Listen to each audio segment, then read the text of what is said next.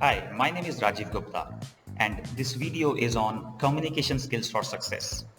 A question which comes very commonly is why it is important for me to know about or to learn about the communication skills. It is because you are getting judged every moment, and that judgment is happening by everyone you are connecting with, everyone you are speaking with. And interestingly, the multiple research have shown that this judgment takes only between 5 to 7 seconds, and I'm sure within those 5 to 7 seconds you don't have time to demonstrate your technical skills, and hence whatever you have said, whatever message you have conveyed in those 5 to 7 seconds, that forms the basis of how others judge you. And hence, I thought I will share some of the success mantras which I have decoded over last almost 2 decades of corporate career. The first one is your message actually comprises of, when we say verbal communication, that verbal part is only 7% of the messaging which you are trying to convey. And then what is the remaining 93%? 93% comes from two parts. One is body language, second is your voice tone. And hence, if you see, these three elements uh, form such an important part of your entire communication, and that too in first 5 to 7 seconds of when you meet someone. So what are those three elements? One is the verbal part, second is your body language, and third is your voice tone, whether your voice is appearing like a melody or is appearing like a noise. That can make a huge difference in the extent to which you can influence someone. So that is my mantra number one for you.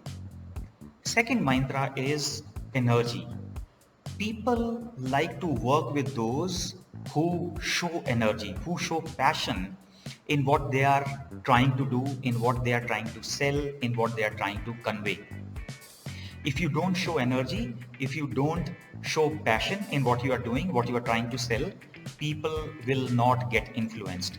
And hence, energy, it plays very important role in whatever you are doing. That was the second mantra from my side. Third is bystander effect. One very common problem with the managers and the leaders in successfully managing and leading their teams is ineffective communication.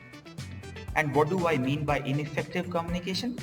It essentially means the misunderstanding which these managers and leaders have, that whatever they have tried to communicate, their team has actually understood it exactly. But in reality, that doesn't happen. In reality, especially when you are working in virtual environment, when you are trying to lead teams which are spread across the globe and they are not working along with you in the office, then this communication difference plays very important role. And that is where I want to caution you all with the bystander effect.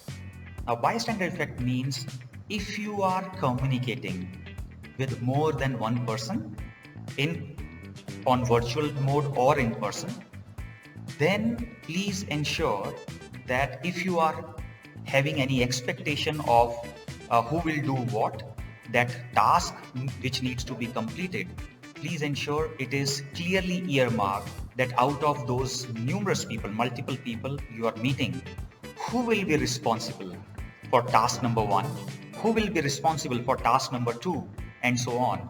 Because if you try to be generic in your communication, saying I want this to be done by, say, in next 2 days, unless you specify who will do what, everybody will feel that someone else will do, and there is nobody called someone else. And this is popularly called bystander effect, where everybody feels that someone else will do that task. Hence, it is very important for effective communication by the leaders and the managers is When you're meeting 2 or more people, specify who will do which task. So that was my mantra number 3. Fourth is try mirroring.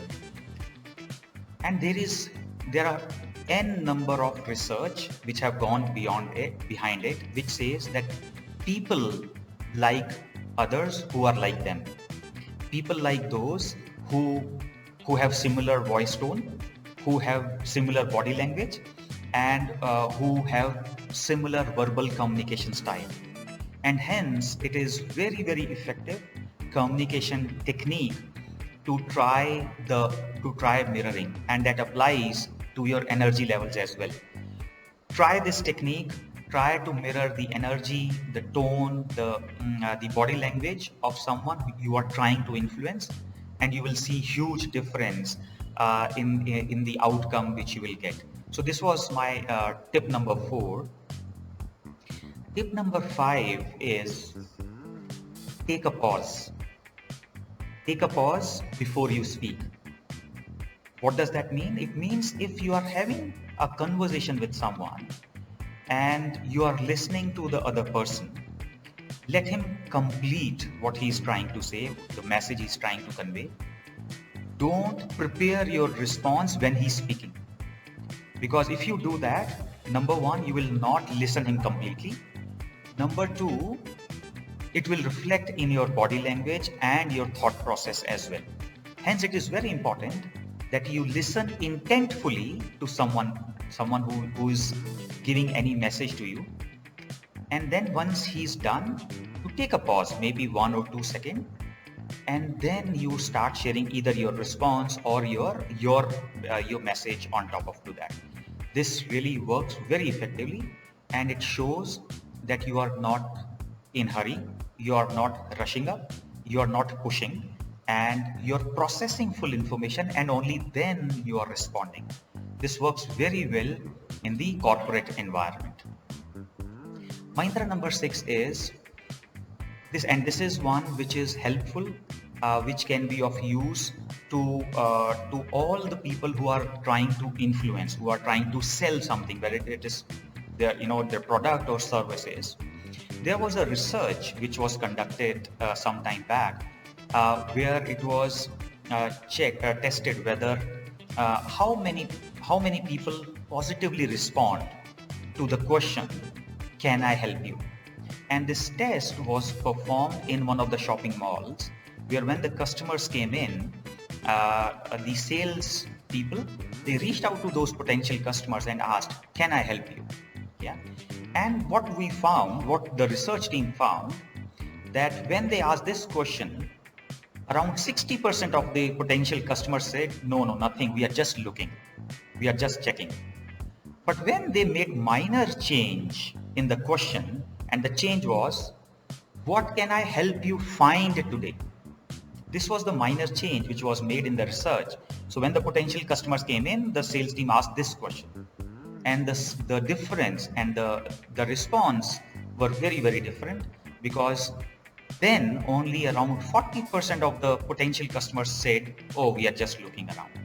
So this more than 50% of the improvement came only by just changing few words in asking the very first question. And my friends, this is the power of communication. This is the power of how you try to sell the same product, understanding the human psychology part as well. So these were the reasons why communication skills are so important for all of us in the corporate life. And 6 tips which I had prepared for this video to share with you today.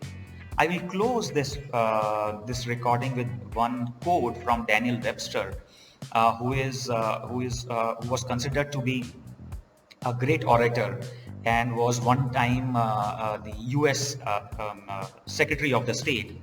And he said very nicely, he said, "If all my possessions were taken from me, with one exception, I would choose to keep the power of communication.